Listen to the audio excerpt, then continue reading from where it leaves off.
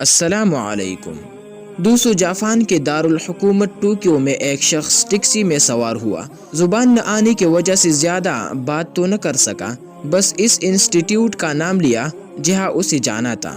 Taxi driver سمجھ گیا، اس نے سر جھکایا اور مسافر کو دروازہ کھول کر بٹھایا۔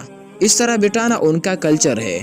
سفر کا آغاز ہوا تو ٹیکسی ڈرائیور نے میٹر آن کیا، تھوڑی دیر کے بعد بند کر دیا اور پھر تھوڑی دیر بعد دوبارہ آن کر دیا۔ مسافر حیران تھا مگر زبان نہ آنے کی وجہ سے چپ رہا۔ جب انسٹیٹیوٹ پہنچا تو استقبال کرنے والوں سے کہنے لگا، پہلے تو آپ اس ٹیکسی ڈرائیور سے یہ پوچھئے کہ اس دوران سفر کچھ دیر گاڑی کا میٹر کیوں بند رکھا۔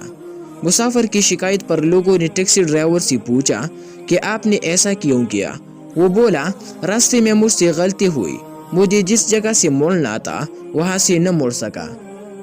اگلا یوٹرن کافی دور تھا، میری غلطی کے باعث 2.5 کلومیٹر سفر اضافی کرنا پڑا۔ اس دوران میں نے گاڑی کا میٹر بند رکھا۔ جو مسافت میں نے اپنی غلطی سے بڑھائی اس کے پیسے میں مسافر سے نہیں لے سکتا۔ آپ کو حیرت ہوگی دوستو کہ اس ڈرائیور نے نہ چلہ لگایا تھا، نہ وہ نماز پڑھتا تھا، نہ کلمہ، نہ اس کی داڑھی تھی، نہ جبہ، نہ ٹوپی، نہ پگڑی تھی، مگر دیانتداری تھی۔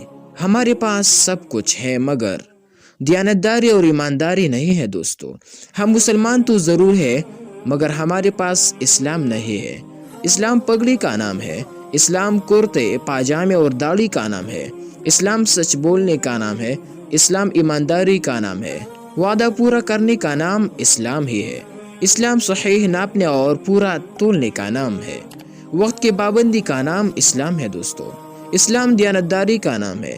آپ حلیہ سے نہیں عمل سے پہچانے جائیں گے۔